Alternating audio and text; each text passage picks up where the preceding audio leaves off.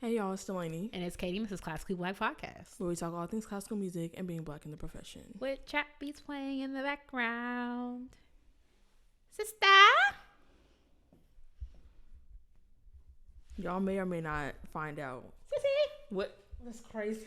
Y'all see this? Ta-da! Everybody on YouTube will be able to see what's going on right now. A brownie for my brownie!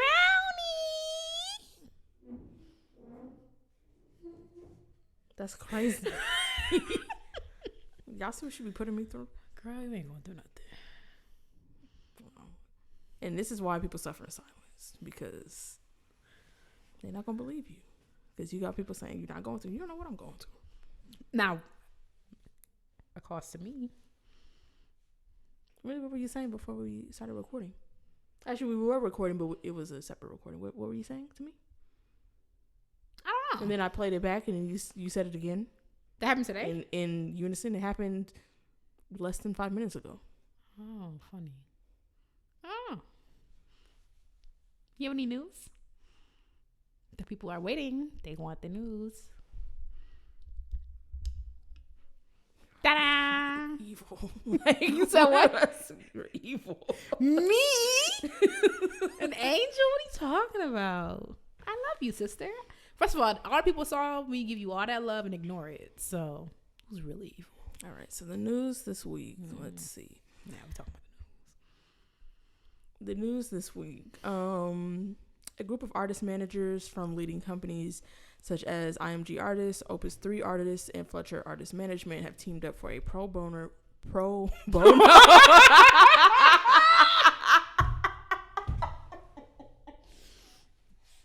I'm pro bono too. Pro bono. What the hell, Katie? Yeah.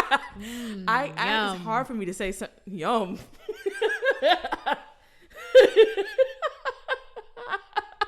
It's hard for me to say that word. Like, pro bono. Yeah. Especially in context, because I've blew all my words together. Take two. A group of artist managers from leading companies such as IMG Artists, Opus 3 Artists, and Fletcher Artist Management have teamed up for a free mentorship program for aspiring artist managers and entrepreneurs. It's going to be a volunteer-led initiative created to address the dwindling field of artist managers, and it provides practical guidance on how to launch and manage an independent artist management business. So participants will have a series of online roundtable conversations led by the mentorship team. They will cover topics such as what a manager/agent position involves, starting and forming your business, developing a network, building a successful roster, and the differences between the European and North American markets. So they're accepting their applications on a rolling basis. I will link in the description where you can learn more and how you can send in, application materials.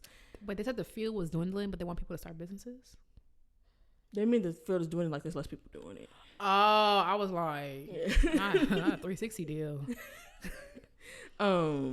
Yeah, right. Well, I remember the first time they do that in classical music, so.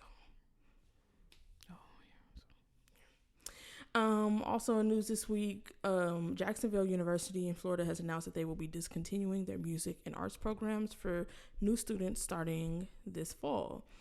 Around 100 students currently there will be impacted by the cuts.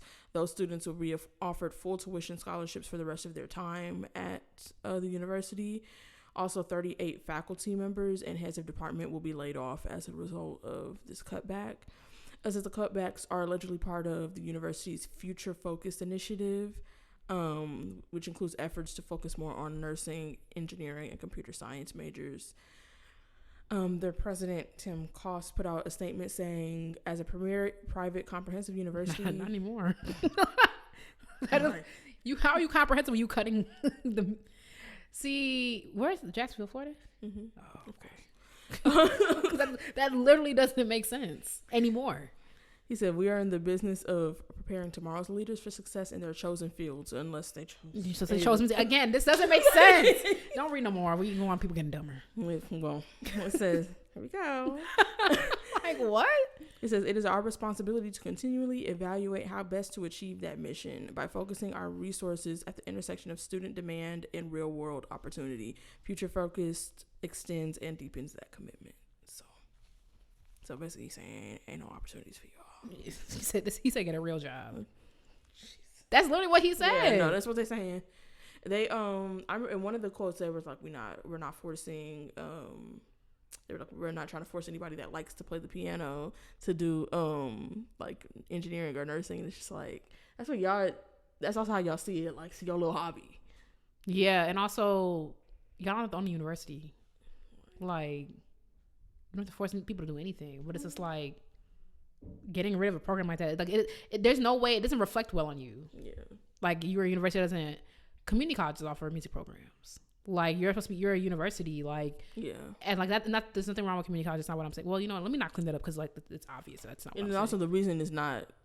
It's like as you said, a comprehensive university. Like that's part of the whole thing. You have smaller institutions that are able to offer it. Yeah, like you're like. Also, that's kind of embarrassing to me at the university level. Like you have people like researching stuff, so they only researching STEM at your school. Like you should have just did this quietly. Cause I saw it on Facebook because my TikTok fast over. I went on a bender yesterday. I was on there for hours. But not so much today. Yeah.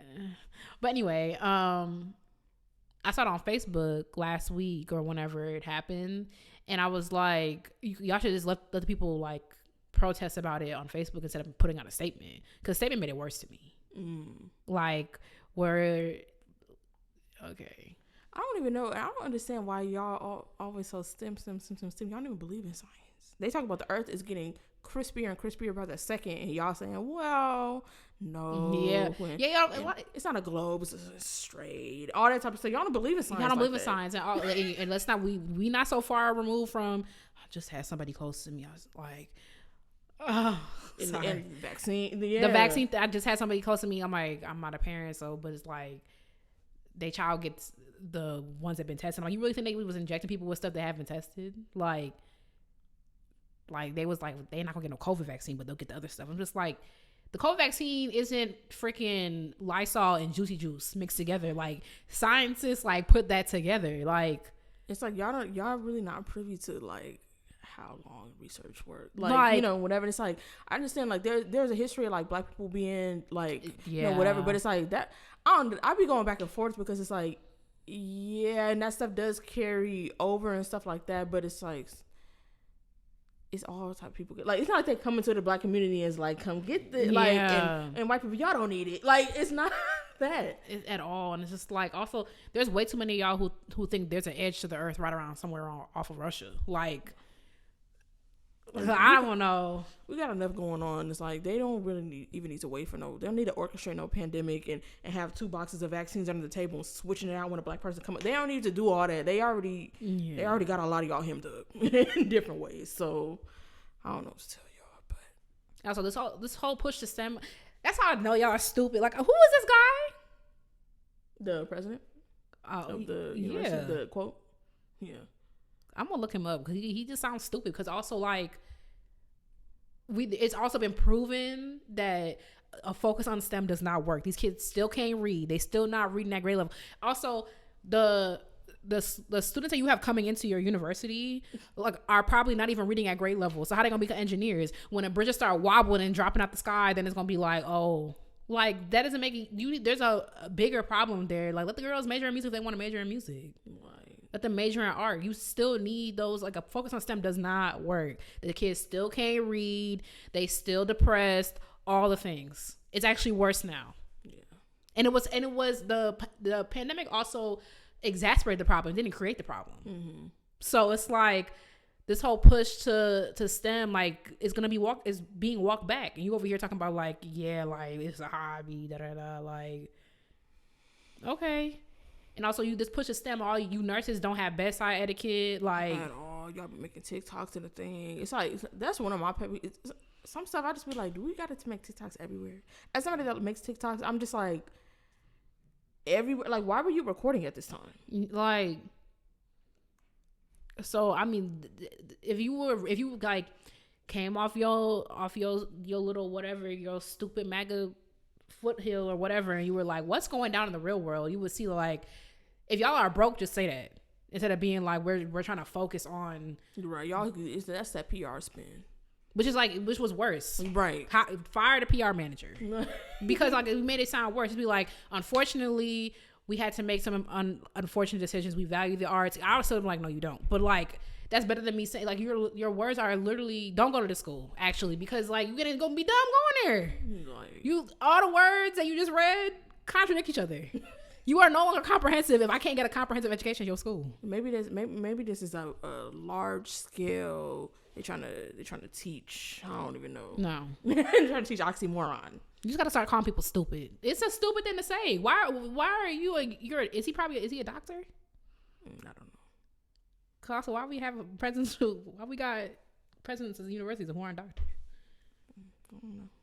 They just said president. Don't go to that school. That's actually for the best. Go somewhere else. I just feel bad for the faculty because where are 38 people gonna find faculty jobs? There's not 38 openings. And they're keeping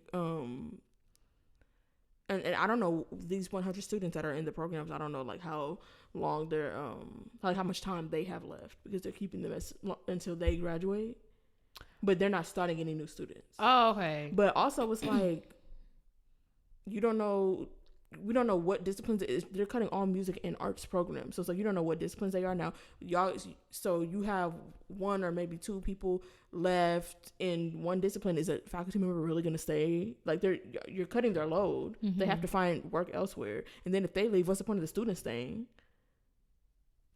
So it just seems like a mess. It seems like y'all should all just leave, which is what they want. So great. There you go. I have to see him. Oh, he has an MBA from the University of Rochester. Yikes.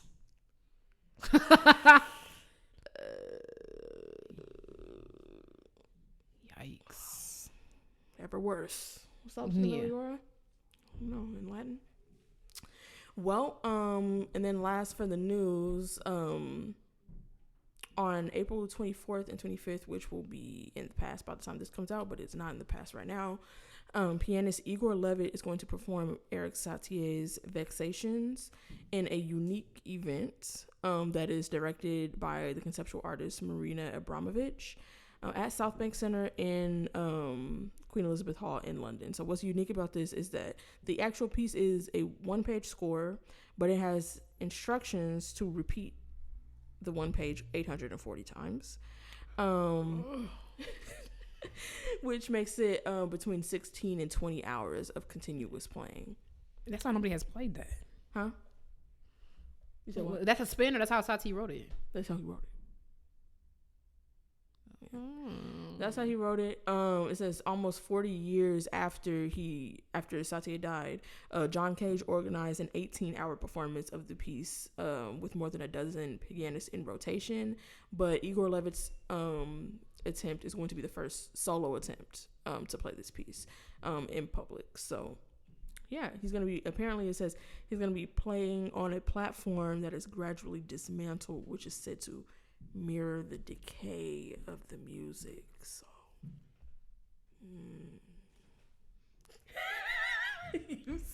not you decaying too. What we doing? They just be trying stuff. Okay, y'all. I mean, you know, let the girls do it. We just talked about the importance of music for the past 11 minutes. So yeah, have that. They probably saw this while they cut the program. Yeah, right. That dude saw that. It was like, actually, we don't need no more people doing that. Crazy.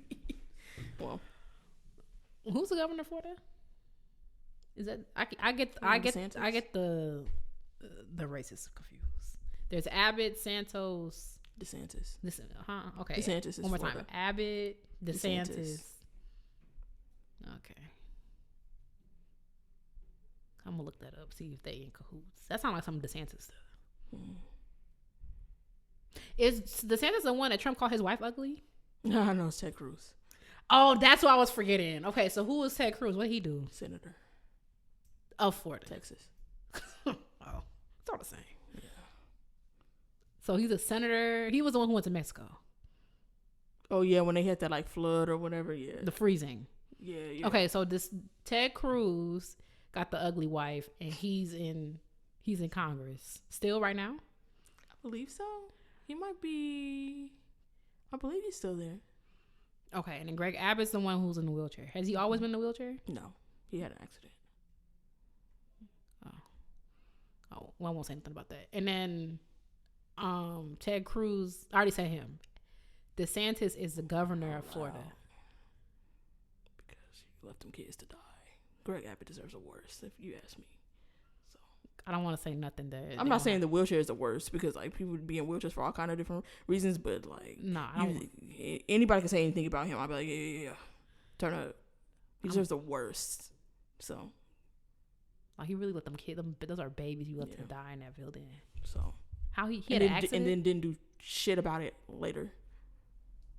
He did not care about those kids. So I'm gonna keep my comments to you after this, because it's just like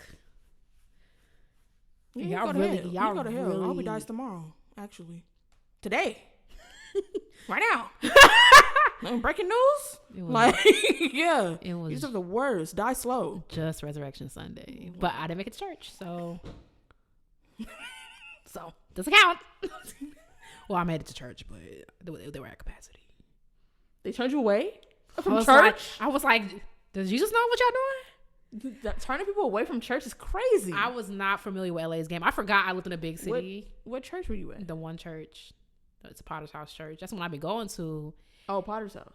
But it's not the Potter's House. I didn't even know the Potter's House. It's like one out here. It's like they're affiliated, because Sarah Jakes Roberts and her husband are the senior pastors. I've never seen them there though.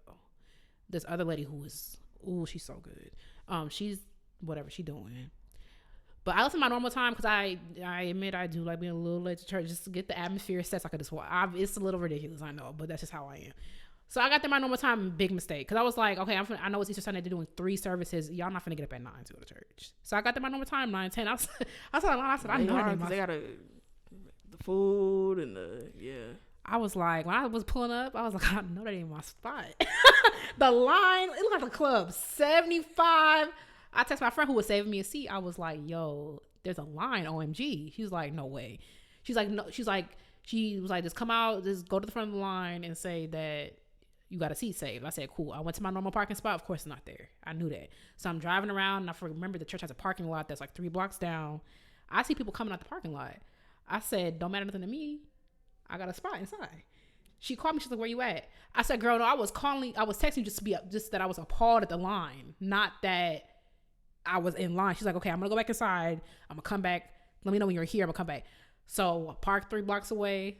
I walked up, and the line's definitely like 80 people in the line. So I'm walking past the line looking dumb. I'm like, front line, I got my seat. Get to the front. She's like, oh, we're not saving seats today. I said, I'm literally talking to my friend right now. She's right there telling me, she's like, we're not. And I'm like, I'm not finna go back and forth. We're at church. I'm not finna. And also, it will gain nothing. There's also, she's like, it's not respect for the people in the line. I'm like, it's my friend ain't got no friends. Like, my friend, my friend is like, I mean, I ain't say that because we was at church. And also, I don't want to make a scene because it's literally church. Like, it's whatever. And then she texted me like, yeah, they're some of the same thing, girl. Like, I can't. And she was like, you know what? Your seat stayed open the entire service. And they were like, because they're trying to fill them in. And then they were like, well, you're more than welcome to stay for the 11:30 service. It's 9:30. And they was telling people we're at capacity. You're more than welcome to stay for 11:30 service. It's 9:30. Who's standing in line for 2 hours? Well, not, they were like, come back at 10:15. And I was like, I contemplated, I'm like, it's Easter. Like, I want to be in church on Easter.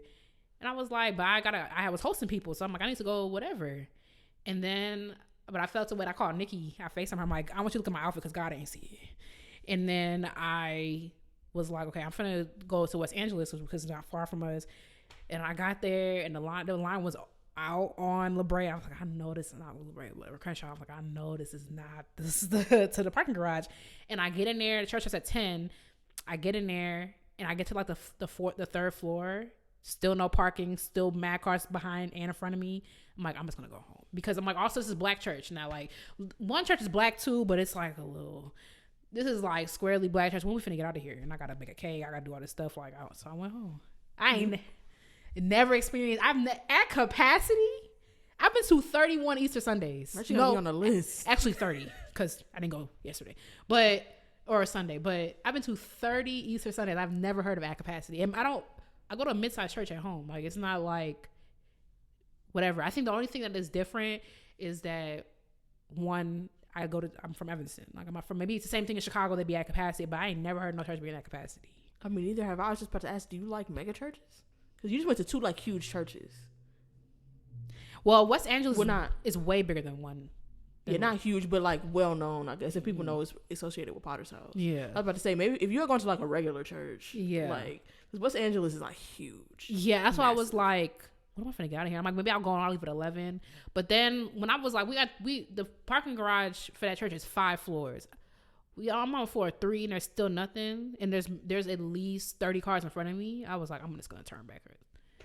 I'm like, next year I know. I just was not familiar with LA's game. Like, I think that's just because you went to mega churches. Because I've never heard of no regular church being like that.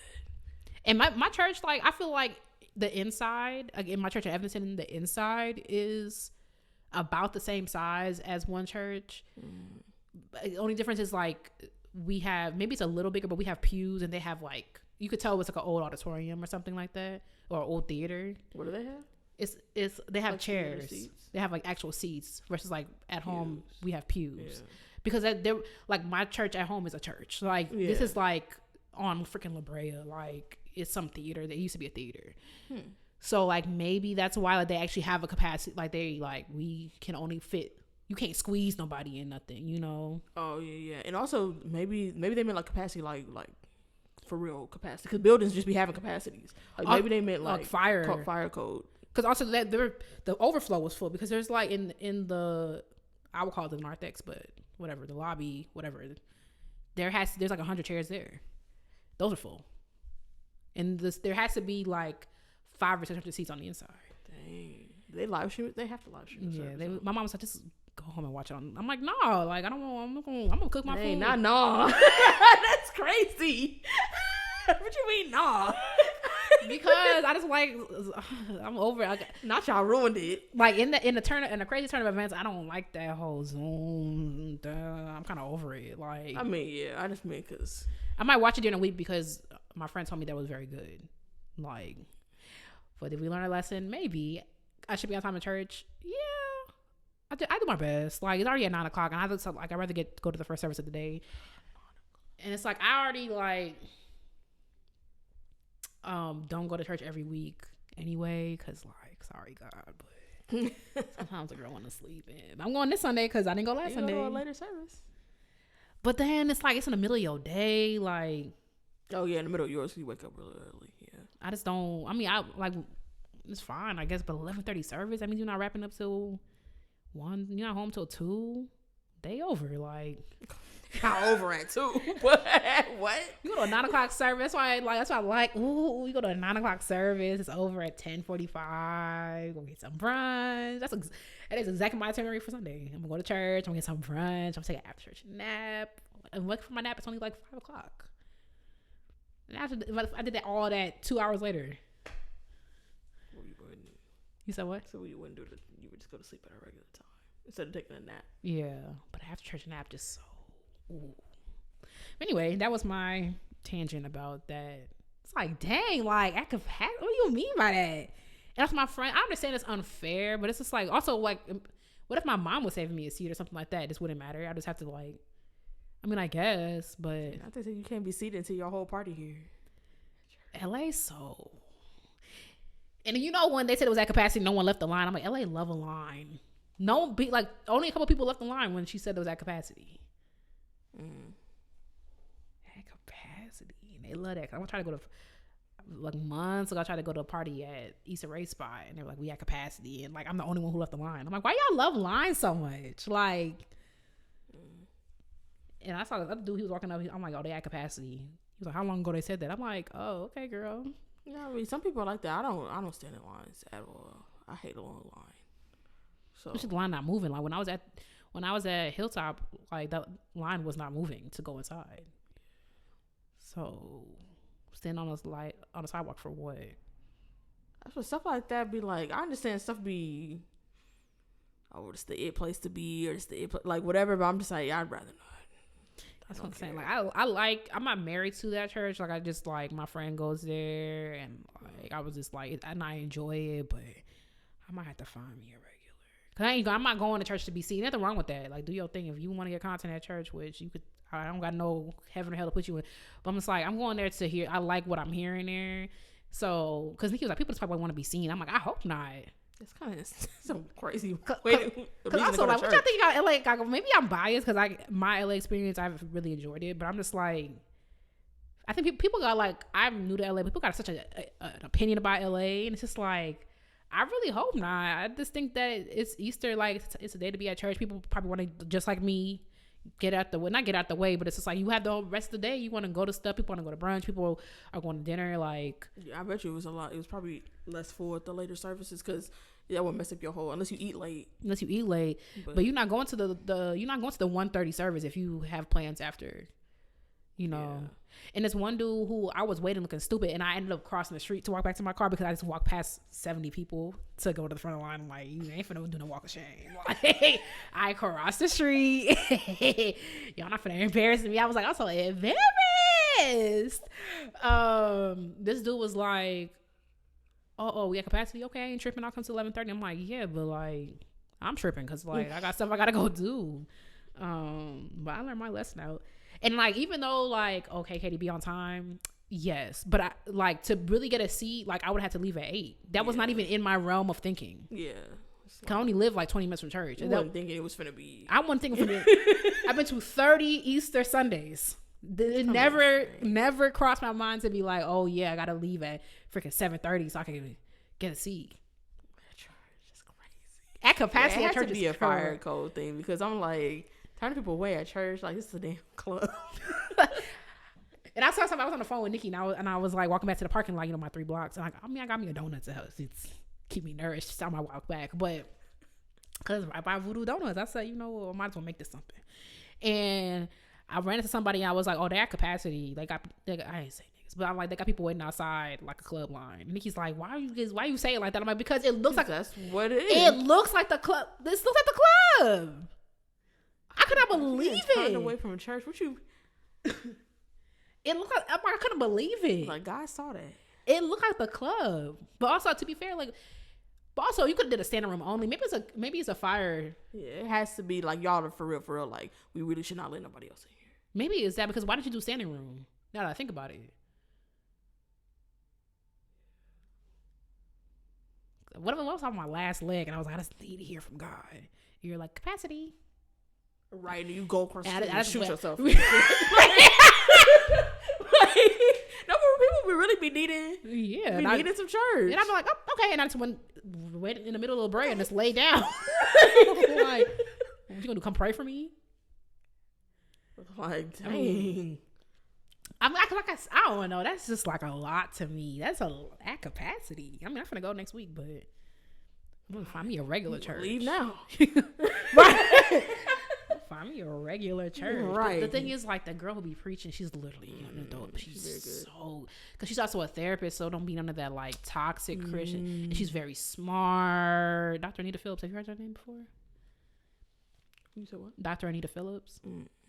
But anyway, Megan Good's ex-husband preached, like, the first Sunday of the year. I didn't realize it was him until, like, later on. It's celebrity stuff.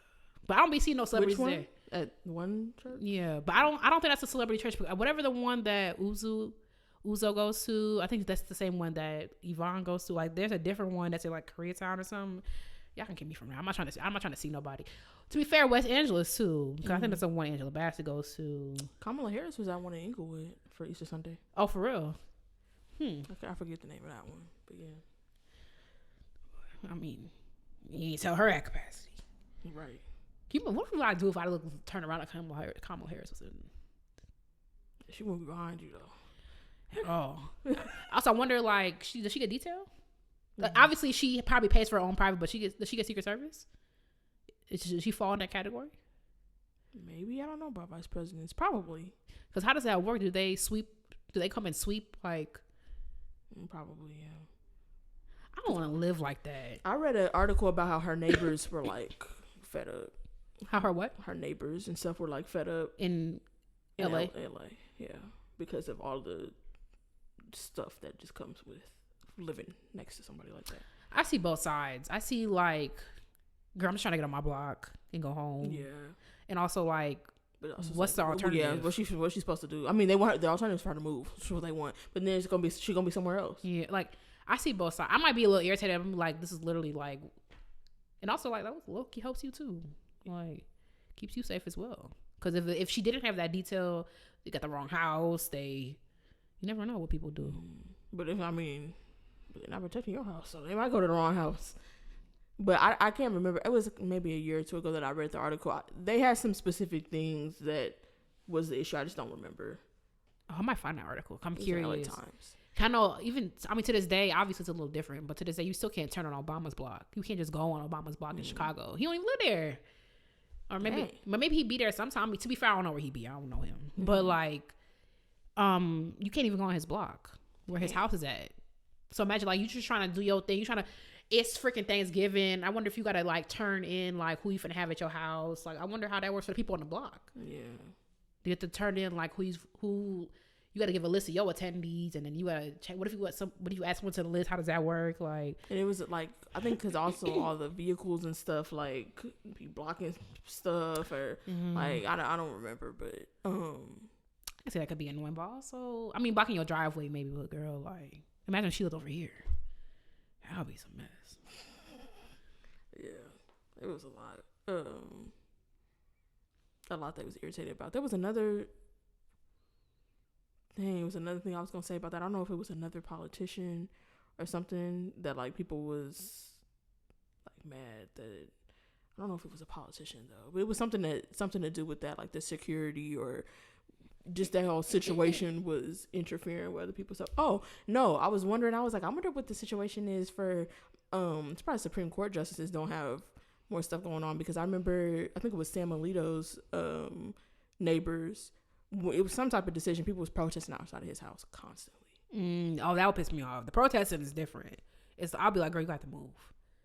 Yeah, because he did some crazy stuff. I mean, you the one be acting a fool on that bench. So yeah, like you don't have to move because now I'm trying to get some sleep and they outside your house. Yeah, they was all outside. I'm like, dang, his house just whatever. I'd be kind of scared. But, yeah, I watched so much Scandal and all that type of stuff. Like people just know where y'all live. Yeah, like I mean, yeah. I'm not gonna say that. Yeah, but we right. That's public info. I was playing. I don't leave LA. You can look at my phone. Yeah. Well, anyway, I'll try again next year. What? I'll leave at 6:30. Oh, yeah. To go 20 minutes. Yep. So. We sleep there the night before. It's gonna show up on Good Friday to stay. Yep, 3 days. Except when you open the tomb, I'll still be there. Bright and early, ready for service. Hey, anyway, that had nothing to do with what we were talking about, but no, that's it. Move on. Okay, so I forgot what the intermission was, but I'll just fumble my way through it. It was, I wanted to know if you ever took the advice of a teacher over the one that your mom or your parents gave that pertains to a little scene in the movie that we're reviewing, Louis van Beethoven. Yeah, I think we talked about it before. It was more like what? Oh yeah. No, it was just like has anyone given you different advice than your parent or like whatever? And the reason why I say that is just because mine came after the fact, like my example, because I don't have to think because I do not stuff just be happening at me. I just don't be remembering nothing. But I think I mentioned this maybe not that long ago, but Chuck Dickerson, who is the executive director of the Inner City Youth Orchestra of Los Angeles, which I played with like growing up and stuff. I just had a talk with him like a couple months ago, like maybe in December, and he was just saying that to just like, you literally just have to do stuff for yourself and don't feel like you owe people things just because they helped you. And I feel like that whole thing came about is because like my mom had like really, I felt, pressured me to play in a concert that I did not want to play in. I was very in my I'm not playing era. Like, there was some stuff there. I was just like, I just don't want to play right now. And she was like, well, we've done so much for you. You can't just take and whatever. And I was like, oh, that kind of got in my head, because I'm like, I don't want to be, because he really has done so much for me. I'm like, I don't want to be like that. And she's like, you got to do something in return, all that type of stuff. So it really got in my head. And when we talked about it, me and Chuck talked about it, he was like kind of floored. He was like, I hate that you did that, that, and you didn't want to. Like, I want you to play and enjoy it and whatever. And he was just like, he was like, do not ever like do anything thinking that you owe me something for the the things that I've done for you. So I was like, yeah, like that, Even though it's my intermission, one, I forgot it, and two, I was having a hard time. The moment just stuck out to me in the movie because like parents, I feel like in general, I know I had an educator disagree with me on this, but I feel like in general, like parents want to do the best for their children. Obviously there are cases where, because he was like, I don't know what he's doing now, but he was in charge of this program that I did, and he was like, I don't really think that's true. And I was like, whoa, you don't think parents in general want the best for their children? Like, even if that best looks different, like, I feel like even parents who be like, my kid's gonna play a sport and that's all they're gonna do, they don't care about school, like, I don't agree with that, and I think it's wrong, and whoa, but that is their best. They think that sports is the way out. They think that sports is the whatever, like that's your kid's strength. Like, I feel like in general, a good parent wants the best for their kid. And I think kind of semantics. Yeah. Like, it's like they want what they feel is best. Yeah. And that may not be the best, but they're thinking that it's the best. Yeah. I feel like more often, and I feel my mom I feel like she kind of likes to be letting me do what I be doing. For the most part, she'll interject. Cause I think it was fun. Like, even a couple of weeks ago, she was like, "Make sure you do this with with Nikki's wedding dress." Cause my bridesmaid dress, like, I was traveling for 2 weeks. I just took it. I ain't do all that, but I was just like, it's gonna get crumpled up. Like, there's no way. I didn't have no garment bag, and I wouldn't have traveled with a garment bag regardless. I was going to a conference, and I wasn't gonna do all that. I'm like, she's like, well, make sure you do this and this. I'm like, girl, I'm have a steamer. Like, it's fine. She's like, well, make sure. I'm like, all right, girl, I'll do the thing, But normally my mom is kind of like, outside of giving like everyday advice, she's not really like in my stuff like that. But I remember like always getting advice about like viola, and I just like love how y'all girls love to give advice about something I'm like, you're literally a computer tech person. Like, my uncle, this is something my uncle said to me that stuck out to me. He was like, he was literally moving me in at Memphis. He was like, so when are you gonna get a real job, because like you can't keep going to school forever and ever. And I was just like, I can do whatever I want, first of all. Secondly, you're not paying for it. So I think like stuff like that, I mean, I end up not going back to more school because yuck, but like at the time I was considering like a doctorate, I think. So I was like, can you imagine me getting a doctorate? I don't have enough brain cells for that. Even the thought makes me a little nauseous. Like, see, but if I said that, it would be a problem. You're not gonna do, because the way you be saying stuff. Even if I said I don't have enough brain cells for that, what would you say? Exactly. I would have responded the same way you responded. I mean, like, I probably rolled my eyes and that was it. What do you want me to do? Agree? Yeah, no, that's what I'm saying. Okay. That's what I'm saying. When I say stuff, it would be a problem. Okay, so next time I'll agree. Oh, yeah. That's not the point. The point is for you to not say the stuff. But you be saying, okay, fine. If you take that route, you be saying worse stuff. You say way worse stuff. I said, but even if I said exactly what you just said. But you don't be. You be saying worse stuff. No, if I said, that's not something I would say. I don't have no brain cells for that. No, what I would say, when I have said in the past, is I just don't think I could complete a PhD. But also, you're like, you wouldn't be. Nope, couldn't. You wouldn't. That's what I was thinking. You could never complete a PhD. I agree. That's not what I'm saying. But okay.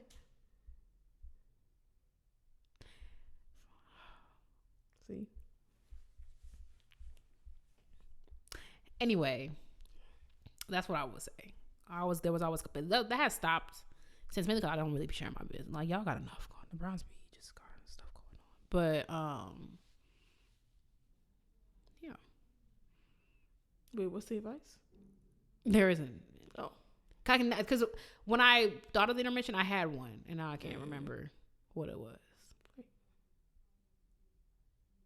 Only thing I can think of really, my teacher recommended for me to go to audition for Blue Lake, and my mom was not having it. So I guess that's one. I already talked about that on the show, which is the reason why I started taking private lessons, because I'm only child. My mom did not want me going so far alone. My girl's up the street. We live in Chicago. Like, it's a 6-hour drive to Interlochen. Like, or what did I say? Blue Lake, same thing. Where is that at? Somewhere in Michigan. Oh, okay. Or is it Wisconsin? It's Michigan. Anything in Wisconsin. Well, watch it be in Wisconsin. Right. But I think it's in Interlochen Michigan. is in Michigan. My mom always had that thing, like, something happened to you, I'm gonna be like, who's gonna come get you? I'm like, girl, I don't know. We could cross that bridge. If I break my arm, I'll cross that bridge when I get there. What do you mean?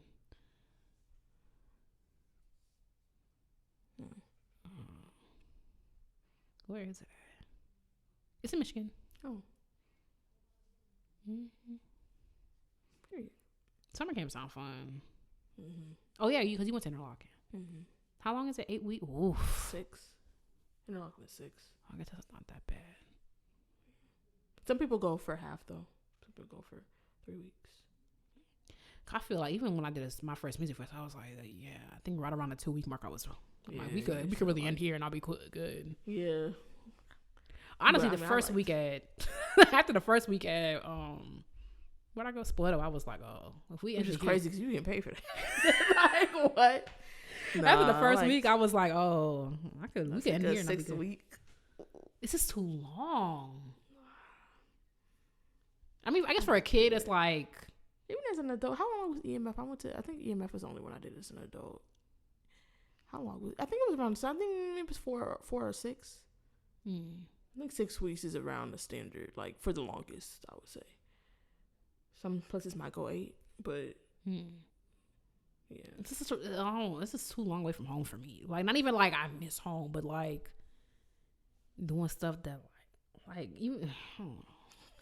Like Spoleto, obviously, I'm very grateful for Spoleto. Like my cousin Aurora, like Tyler, like of course, but it's just like what? Nothing. But yeah, it's just like it's a long way when you doing stuff that you have to like. You walk in 20 minutes in 90-degree weather and 100% humidity with an instrument. Like, it's just like, girl, I want to be at home. I drive at home. Like, it's that kind of stuff. Oh, yeah. I guess it depends where you at. Yeah.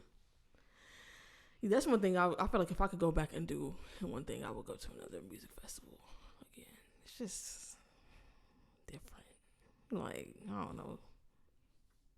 Also, like, making friends could be hit or miss. Like, I don't know. I got lucky both times, but yeah. Okay, well, the topic this week, as Katie mentioned, we're doing a movie. If you was on Patreon, then you know that already. Yeah. Why aren't you on Patreon? You hate us? Right. Wow. We suck? Yeah. Oh, that's anti-black and anti-woman. Wow. So, yikes. So if you're on Patreon, then you knew that already because we told them a secret. But yeah, we reviewed the movie. There's a movie called Louis van Beethoven, and I didn't realize that was released in 2020. Really? Yeah. Didn't it seem older than that? It did. And then because I looked and I saw on by the way, it's on Tubi, so it's free. Like if y'all want to go see it, like y'all can just go see it. It's on Tubi. But yeah, it said 2020, and I'm like, well, maybe that's like sometimes the dates be getting messed up. Like I've noticed on Apple Music something that was like remastered or something like that might have the date it was remastered and not the date it was recorded or released. So maybe it was that. So then I Googled it, and then on Google it also said 2020. So I was like, man, I love making a movie about Beethoven. Yeah. This is like the 3rd or 4th movie I've seen about Beethoven. When you finished watching, did it have that thing that came up and it was like other suggestions? Because it was a bunch of classical music. Really? Yeah, oh no, I stopped it before that. I took a picture. But yeah, so yeah, it's just a movie about Beethoven. It was kind of like it would flashback, like it was like his life when he was deaf. But then it would flash back to his childhood and his young adulthood and,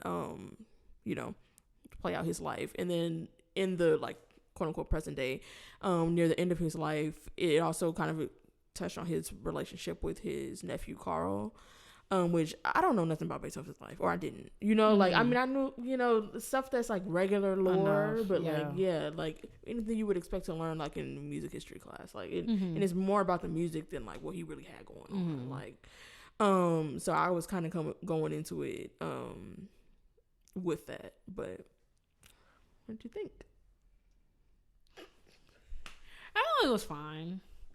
I like this interpretation because they really like just focused on, because like I said, like it's been different.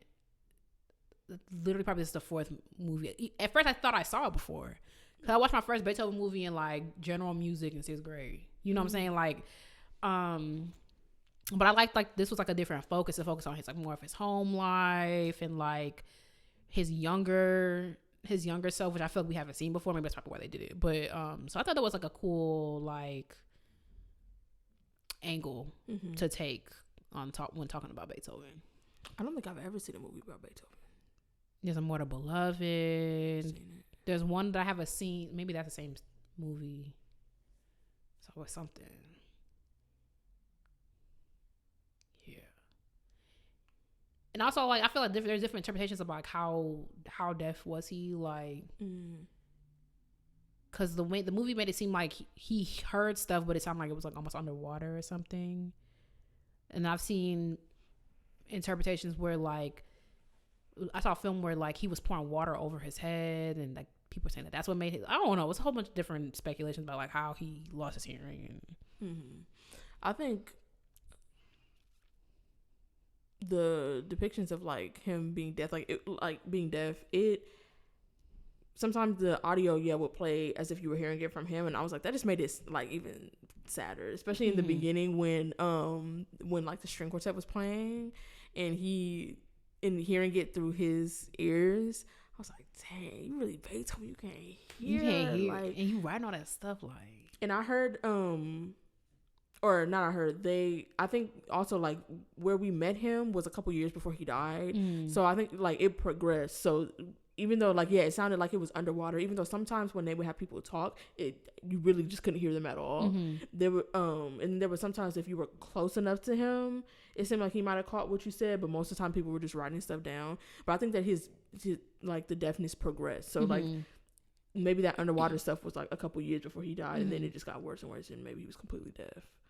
What I also found was interesting is like I want to do my own research, like to see like if they can speculate, because y'all know what he was eating for lunch, how often he was boo-booing. So it's like love to speculate on that. Yeah, so I'm sure I could find some scholarly work about this, and it wouldn't be hard. About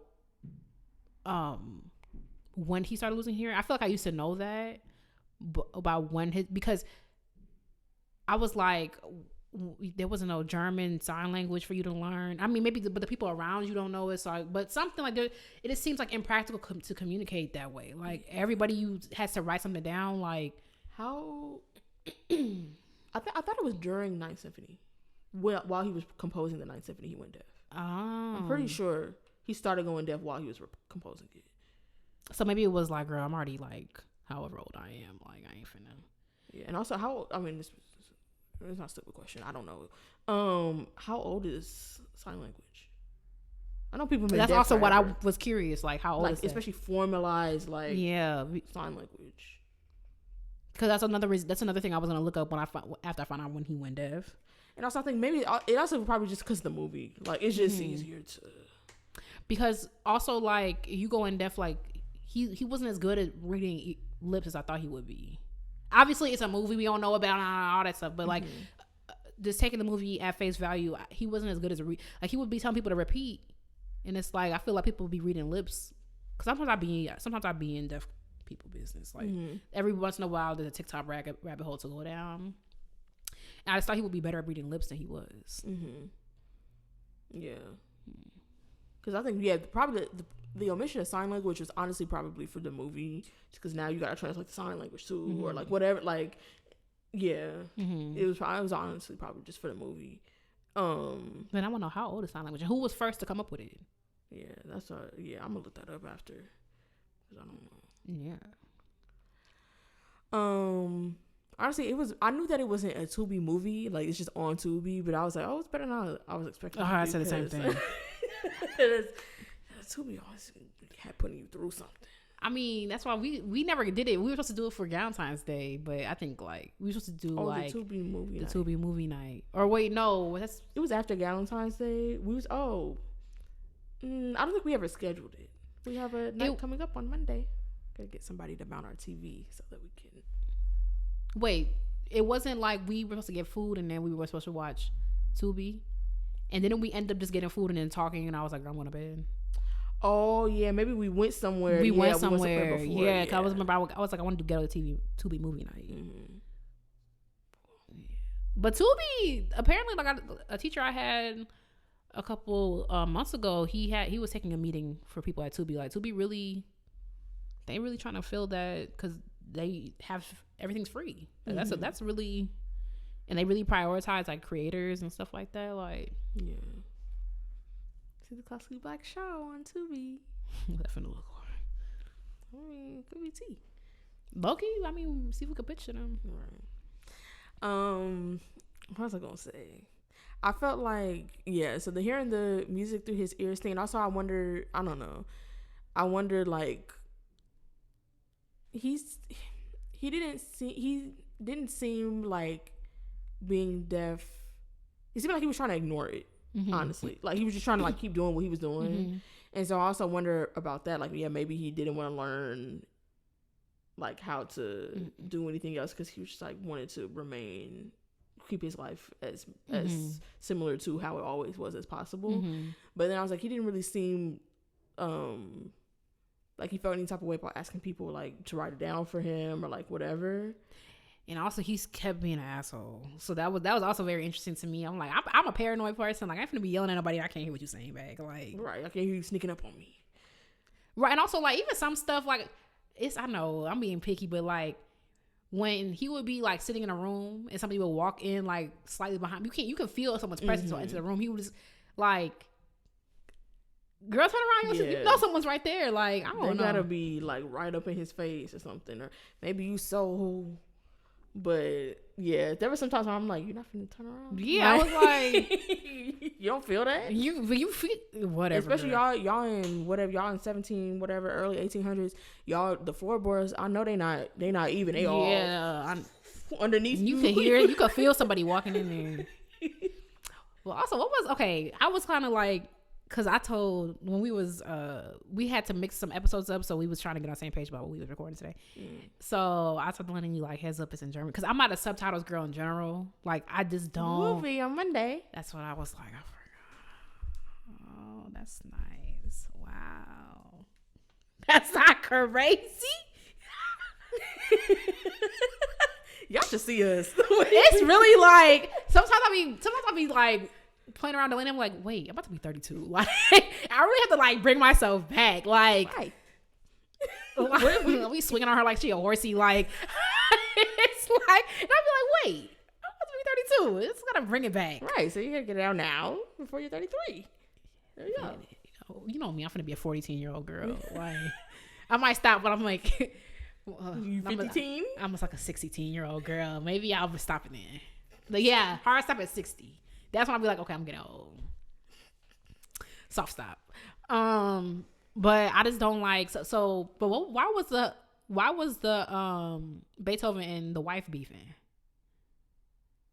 Beethoven and his brother's wife? Just because he was there? I think because he was a kind of an asshole. Like I remember because he was like, my wife wants respect, and I was like, because when he came in, because him and the nephew Carl, like, their relationship was kind of weird to me. This was a weird relationship. Yeah. I was gonna look it up. Did he actually have a suicide attempt? Yeah, he did. I looked it up when I was watching it.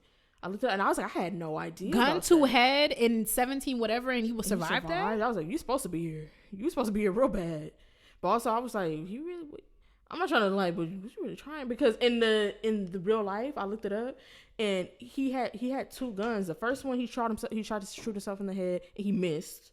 How you miss? That's why I'm like, How you miss? And then the second one, he grazed him. How? That's what I'm like. So what was you? Yeah, he was like, I hope I get it. That's really insensitive. It's not funny. Sorry. No, but I was just like, maybe. But how you graze your own head? I'm like, you could just, like, you, like, yeah, you could, if you really, if like, for efficiency's sake, like, there are ways to make sure, you know. He didn't want to. Like, yeah, I'm like, maybe he was, you know, he was having a situation and he was having, you know, he was in distress at that time because it seemed abrupt. Short. Yeah, because when the lady was like, oh, he took the dueling guns, I was like, I literally said to myself, I was like, these people love a duel, because it was a duel in Bridgerton, duel in Hamilton. Like, why these people, they love a duel? Mm-hmm. But then I was like, but it was too late in the day for a duel. So I was like, what's going on? And then I saw him put guns ahead. I said, oh, let's see my bruh. It took a long time for me to realize who was who, because at first I thought he was the Pfeiffer guy. They look similar. I was like, wait, but how is that the nephew and Beethoven a kid right now? Because it was a bit. I spent half the movie confused. Half the movie, and then at the end when the dad came, when Beethoven left to go to Vienna, and the dad came, I was like, I thought the other guy was the dad. That's the teacher. But he had his wig on. I was like, oh, that's the Kapellmeister. I was like, it just really depends. Y'all gotta say everybody's name. Everybody gotta find my name is. Yeah, I was like, and I was like kind of half paying attention, but like, I ain't gonna lie, because you know I got a situation. But even still, I was like, oh, y'all, these look too similar. Y'all casting twins at the thing. And also, okay, that guy wanted to go to America. I thought it was cute that he had a little picture of the Constitution. Oh, that's what it is. Wait, we the people? That's in the preamble? That's a preamble, yeah. Of the Constitution. Yeah, but he was reading the Declaration of Independence. Oh, because we hold these truths to be self-evident. That's in the Declaration. Okay, I had the preamble in my head. I thought it was cute. He had it on the wall until I realized that wasn't his house. I don't know what was going on. Like, maybe it was a Tubi movie. Hold on. Because it's too much. I'm sorry. I don't know what that sounded like. Did they make a thing? Probably. There was a lot of laughing around it. Oh yeah, there's a little shark. That's fine. Sorry, y'all. Y'all heard dropped my microphone, so I caught it. If you're just listening, you don't know what happened. Y'all have heard worse. I almost dropped it. My bad. But yeah, he said he was staying with the Beethovens upstairs, so I guess he had it in there. But to go back, maybe okay. To go back to your question about the brother's wife and why they were beefing, yeah, I think because I think she just didn't like how he was acting, because she didn't like that he didn't come and sit with them at dinner. I guess she thought it was rude, because it was like, and then as soon as the brother left, yeah, like they're hosting you, whatever, you like just have the maid bring something to me, and then so she didn't like that, and then as soon as the brother left, that's when she was like, you will come sit with us at dinner, or you won't, or you'll eat with the help in the pantry. But then you said it like facing this way, you know he can't hear. Right. I'm like, girl, he don't even know what you said. I was about to say, you ain't no big and bad. Like, and then also when he came and got Carl was like playing something for her, and that's when she was like she didn't like that he came and just like grabbed him out of there or something. Like he like interrupted, you know, and she was just like, he treats everybody like, oh no, I think she said he walks around here like royalty or something like that. Which I'm like, he Beethoven. But him and his brother are beefing. So okay, so that's why sometimes I'll be like sometimes these storylines just be thrown together for me, because it's just like, okay, your brother, obviously why did Beethoven need somewhere to stay? Did I miss that? Or he just went to the countryside to clear his head? Well, I mean, it seemed like he was kind of broke. Well, yes, I figured that too. But then he was writing that letter. He was like, I feel so much better that I'm in the countryside instead of being in the city. So he was saving face in the letter. Oh, you see what I'm trying to say? Yeah, I don't know what the original. Well, maybe was it because I don't know what's his name, where Carl's people was at, because to be clear, the brother that we're talking about is not Carl's dad. Where's Carl's dad? And I thought that was Carl's dad. Dead. That's right. I knew that. Yeah. See, I'm getting turned around. I knew that because in the nephew thing and the yes. Right. Yeah. So basically, like, Beethoven had two brothers. One of them is Carl's dad. He is dead. So when Carl committed suicide, tried to commit suicide. he was there with his mom. Remember when they saw him when he was in the hospital bed or whatever, and his mom, they were like, oh, they found him, he's with his mom, whatever. Because Beethoven was beefing with his mom. I knew that from a different movie. Mm-hmm. Okay, because he thought that she wasn't raising him. Beethoven and Ebenezer Scrooge got a lot in common. They had a custody whatever. I read that like earlier today. There was a huge like custody thing between Beethoven and Carl's mom. I ain't gonna lie to you. I be getting at Beethoven and Ebenezer Scrooge confused. They crotchety. They both got a nephew. Only thing is this. Me too. So I be getting Dalanie, Ebenezer Scrooge, and Beethoven confused. You're not crotchety. Wait, what? The only thing is with Ebenezer Scrooge, I don't think he had custody of the nephew, but maybe he did. Maybe Ebenezer Scrooge, but no, because Shakespeare, right? No, Dickerson. Girl, when was Dickerson's dates? Oh, 1600s. I'm about to say because Ebenezer Scrooge based off Beethoven. Because I'm getting them confused. I was just confused for a second. Okay, I'm back, and so I'm like maybe I remember so after the suicide attempt, he went to the other brother's house, the brother that they were staying with. I feel like maybe that's why he came to States, because like the suicide attempt was like, oh, because he did say like, oh, I have to like apologize or whatever because I should have left him with you. He was like, you remember he was overhearing that? So maybe that's why they went. Maybe he had intentions to say like, oh, well, they had intentions to send him to an asylum or something like that. Yeah, because they were like, you need to hurry up and heal that little thing before. Yeah, so maybe that's why they went back. Was like, okay, we got to regroup as a family.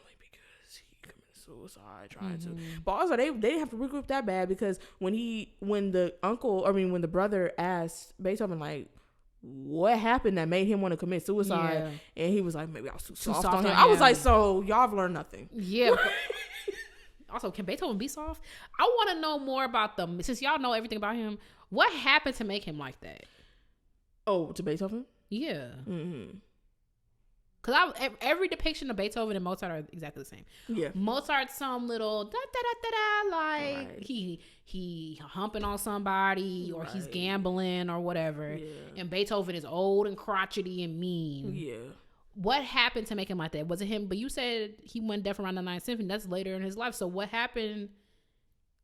Because you couldn't get no girls. I know you had women around you. I saw you kissing on one in the movie when your girl came through.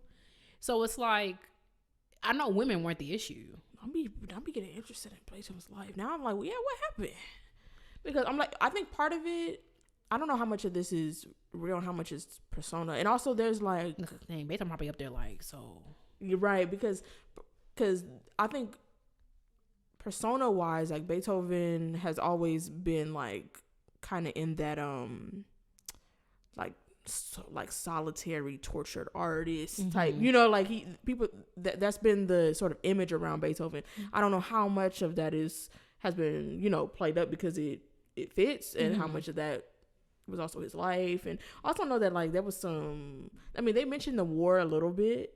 Also, I felt that was a little thrown together. It was very much thrown together. I was like, why you got a dead soldier on a thing? Like, I'm just like, y'all was like, just sprinkled in there. I was just going to say, like, it was like, what else? What other footage we got? We could just beef this out a little bit. First of all, it's already 2 hours. You don't really need to add nothing else to it. But it's like, now they fleeing. Why am I? Y'all fleeing from the France? Historically, that doesn't even make sense. The French? No tea. But it's like, because I learned about this, because for one of my like papers in college, he had a little period where he was like in hiding or something like that. Like, when they was invading, and that's actually where that motif in the Fifth Symphony comes from. That somebody knocking. Lied to me, because I thought that was fate knocking at the door, not the French knocking at the door. Yes, actually, but there's a similar one in the harp quartet. I think that's number 10. I'm trying to remember. It's a third movement. I have to remember, because I wrote about this, but at this point was 5 years ago, at least. So I have to remember, because it is. The Fifth Symphony is fate knocking. So I think it had to have been before that, maybe. But I would have to look it up.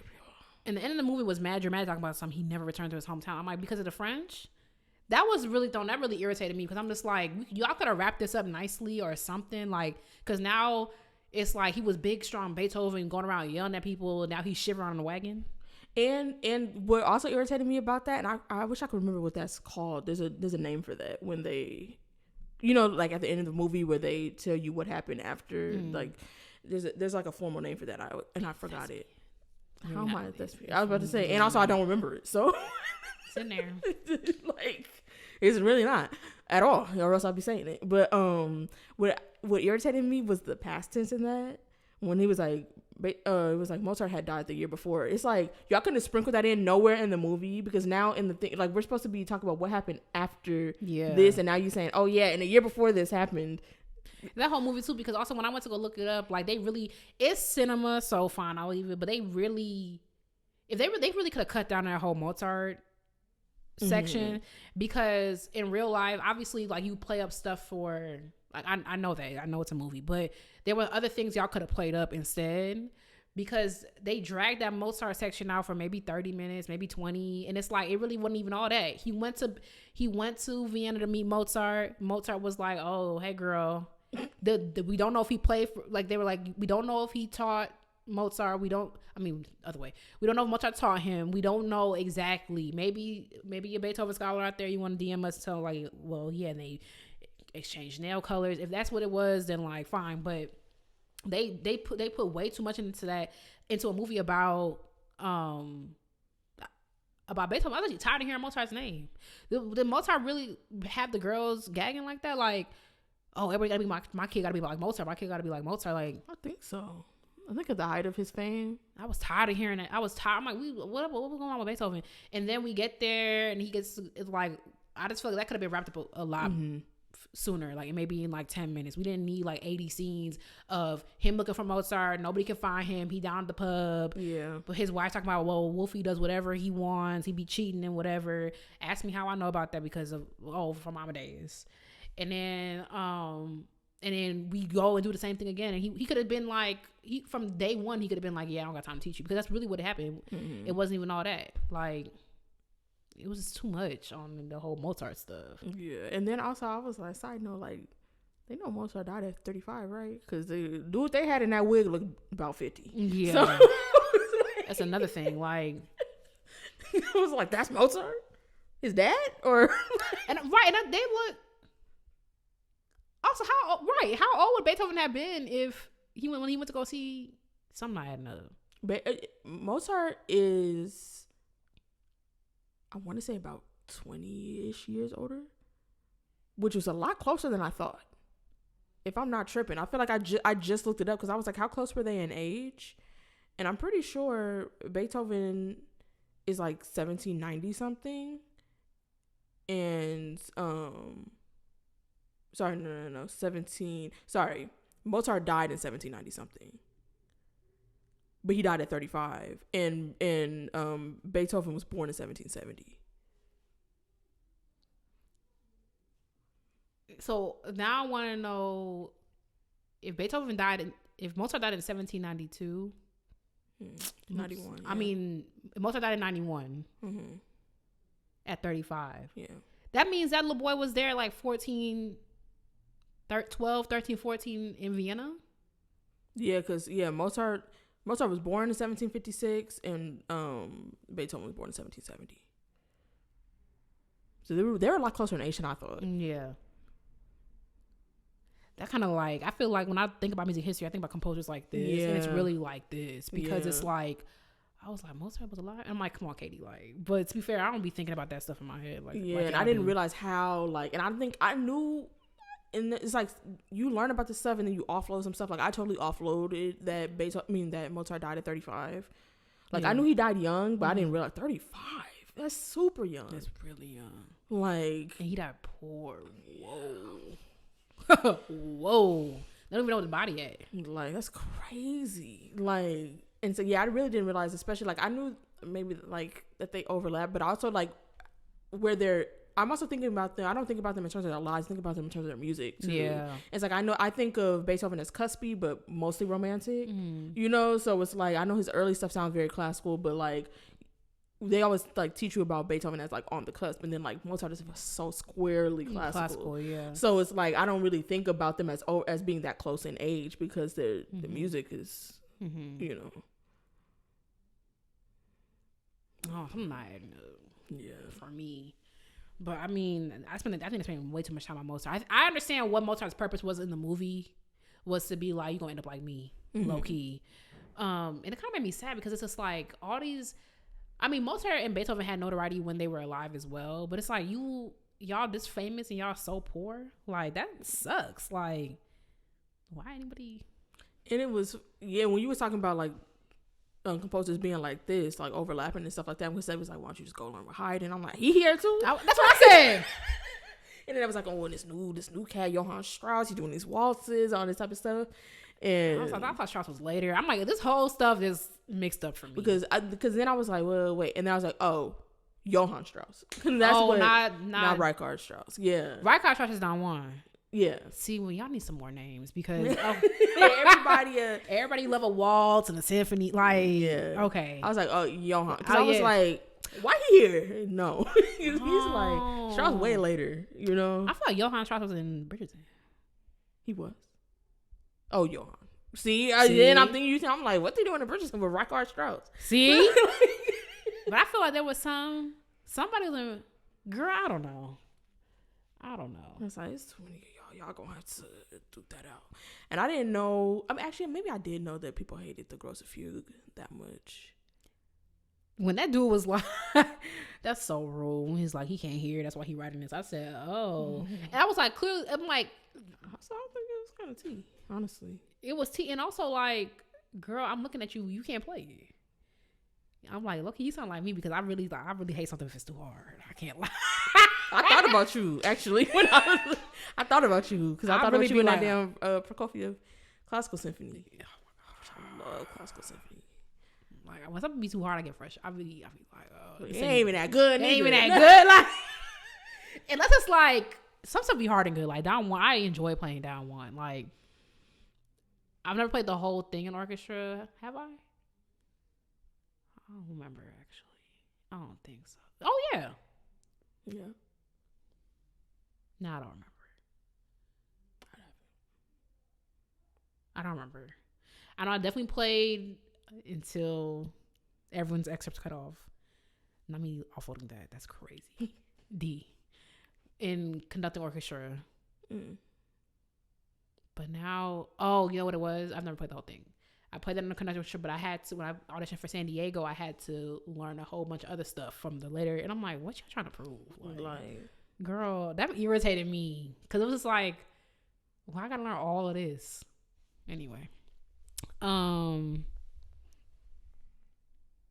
yeah, the whole war thing felt thrown together for me.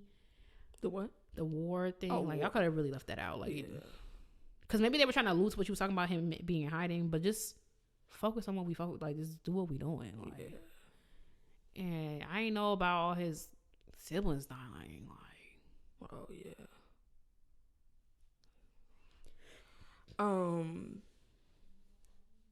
What else was I gonna say? Not that I really wrote. They know Mozart died at 35, right? Because for real. No, I was gonna say I think. Okay, two things. I feel like what we saw him going through, where he was like they was rejecting the last movement of his like string quartet, whatever, and they were because they were like, yeah, it's not good. And he was like also struggling with some money, which when they had his business all out at the table, I said, oh, that's kind of crazy. When he wouldn't come to dinner and they were like, and the wife was like, he gonna have to pay to stay here, and Carl was like, actually, well, he broke and they don't want his stuff and all that, and he was like, whatever he was doing, it was like, they were like, no, the Ninth Symphony is like, it's doing well. And he was like, symphonies don't make money. Yeah. Piano sonatas, string quartets, those make money. And they were like, what is he writing right now? Like a string quartet. And the wife was like, yeah, let him eat in the room. Like, stay, let him keep working. So and they had, I'm like, dang, they really discussing. I'm like, could you imagine everybody in your family gather on the table talking about how broke you are? It's kind of insane. And you can't hear nothing. Oh, but he didn't care, actually. He didn't care. He was like, and what about it? I'm Beethoven. Yeah. But I was like, so watching him like just like keep trying, I'm gonna do this and whatever, kind of reminded me of like when you see artists that are like past their prime, quote unquote, and like and how much people struggle with that. Like I was just watching, like I just saw the Sly and the Family Stone film, and that was one thing about like I don't think I really grasped, because I wasn't there in the 70s, but like in the 60s, how huge of a star Sly Stone was. And then like and one thing that I've heard about other artists too, especially ones that struggle with like substance abuse and stuff, is like you're getting so much like energy in, and it's hard to come down from that. Even just at the end of the night, it's hard to come down, let alone transitioning to a different part of your life where you're just not that big of a deal anymore. It's not that he wasn't a big of a deal, but it's like you don't still have it, you know, like you did. And I felt like that was kind of a parallel there for like based on like he was trying to like kind of force it, and people was just like, yeah. And especially when they played a little bit of one of the waltzes, one of the Johann Strauss waltzes, and he was like, people get money for that? Yeah, it's like, this is what's making money. And it's like, yeah, that's what the kids like. It's like, girl, if you don't get on there, you better write a waltz, girl. Yeah. But in the beginning I was like, do you feel like his family was being like compassionate to what he was going through? But then he started kind of acting like assholes, and I was like, oh, because I don't know how he treats them. But in the beginning, when I was hearing like the music through his ears and stuff like that, I'm like, you're a Beethoven, you cannot hear anymore. You're going through that, you're stuck. Like, I just like, maybe I'm like, I don't know, maybe on a board Saturday afternoon I'll go back and like watch, because I just don't understand why him and the brother are beefing so bad. Like, is the brother mad at him because like you left me with our drunken dad like years ago to go do this thing, and now you need my help? Like what is the because like literally one of the notes he wrote to him was like, at least I have a wife. Why would you, like, dang. Yeah, I feel like what I got from it before, like after I wrote that down, because I wrote like, do you think his family was being compassionate? Because like after that, something just really got to me about that. Like, you really, like, this is your thing, you found your purpose, something that you live to do. Especially because they talked, when his nephew asked him, have you ever been in love, he was like, often, but none of them wanted to come into my world. And I was like, that, like, so this is his world, and now you cannot do it anymore. Like, that's crazy. But I feel like because he was so, it's that whole solitary artist thing, like, because he was so wrapped up in it, he kind of acted like other people didn't matter. And I think maybe that was with that was like the brother's problem. That was the wife's problem for sure, because she said that. And then I think that was the brother's problem, and maybe that's a bit of Carl's problem too, because he said, I can't be what my uncle wants me to be, or something along those lines. So I feel like he was just very self-centered. He was very me, and I mean, the wife's not wrong, because like, first of all, you already staying in my house. I'm being nice because you my man's brother. You staying in our house. You stomping around here and da-da-da. But also, like, I be feeling bad. But that always runs out. You said something I was finna say. I feel like, I don't know. We will never know the complete. All we got is letters and whatever y'all scholars be knowing. But it's like, I just feel like Beethoven be a cautionary tale to me. Like, it really, Mozart too, but Beethoven in a different way, because classical music pushes that. I'm not saying drop your instrument, pick up a writing career. That's not what I'm saying. But what I'm saying, I haven't dropped it, low key. I still play, but like, it's a cautionary tale. Like, y'all be so music, nothing matter. And it's like, okay, girl, you gonna be like that. I mean, you might not be deaf. I mean, hope not. But like, you look around like that one girl, when she won that thing, I said, thank God, now you can leave us alone. Like, I can't say nothing more than that. But you know how I feel about her. You know I don't like her. Oh, right, I know. And it's like, yeah, that girl, that marriage didn't last. And I don't know the details of it, but it's just like, Beethoven should be a cautionary tale to a lot of people. Like, do your art, do your music, but you need to live outside of that. And it's like, obviously not when you prepare for an audition or whatever, but like, it can't be everything. It cannot be, because it's like, he had no, you lucky your nephew was cuddling you like that at the end, because it's like, there might not be people left after you do all that around you, you know. Yeah, because it was everybody else seemed fed up with him, and then the one thing that I said I wish, like, you would think with how much that we saw of like him and Carl, that we would have seen in the flashbacks more of Carl's upbringing with Beethoven. Mm-hmm. You know what I mean? Because it's like you could say like there was this whole back and forth about how after the suicide attempt, like how Beethoven was like, well, you know, I shouldn't have been the one to raise him, and I should have left him with you. And then also, but then Carl was mad at him. He was like, you know, because Carl used to engrave for him, and it just seemed like, and then he was like, I'm not doing it no more, because he couldn't find an engraver, and he was like, well, you do it, and he's like, no, you know, and like, but it seemed like there was so much weird about that relationship, and then we didn't really see like, well, how did y'all get here, you know? And you spent all that damn time on Mozart. There's a lot of stuff like I'm trying to break in, so I'll see. Maybe when you get to the other side, it's like I see why an editor might have made a decision. But like y'all, I have a bunch of scenes that you could have cut out. Like I don't know. There was a lot of time wasted when we needed important information. Yeah, I wanted to see the demise of the brother and his relationship. I wanted to see what you said with Carl. Mm-hmm.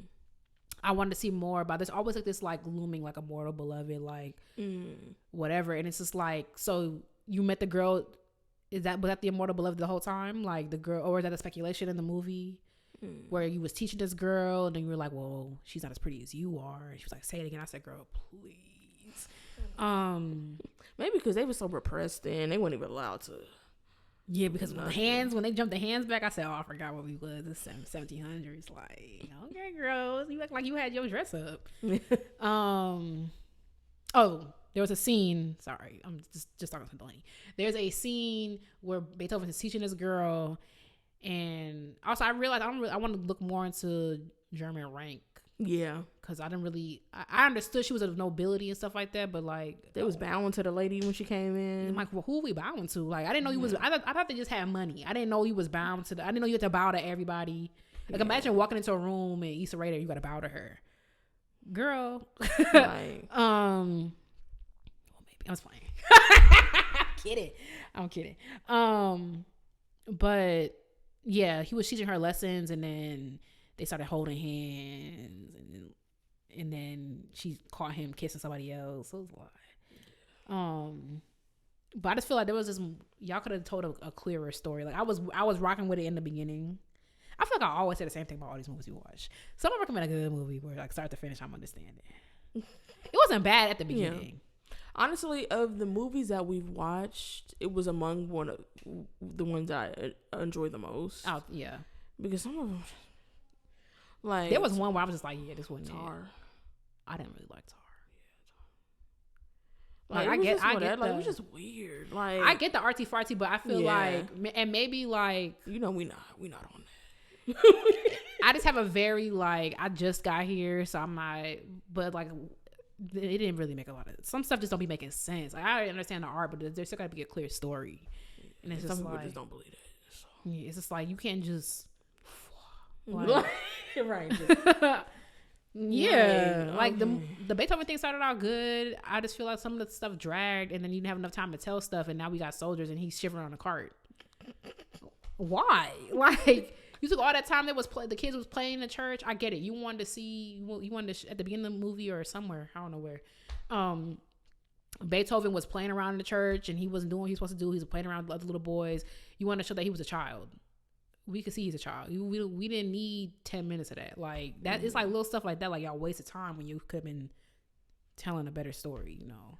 Yeah. And I feel like if you didn't really know a lot about Beethoven going in, you might have been a bit confused watching that movie as well. Yeah, I wonder. Yeah, how confused you will be.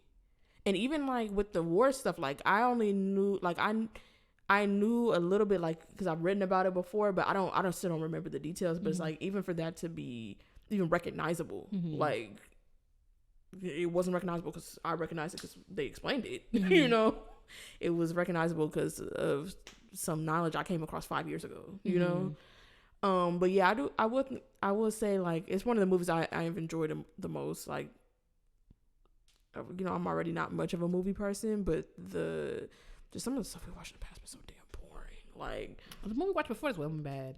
What was that? But was it a cellist? No, vocalist. We just watched. Oh, the Maria one. Yeah, that wasn't bad. This was better.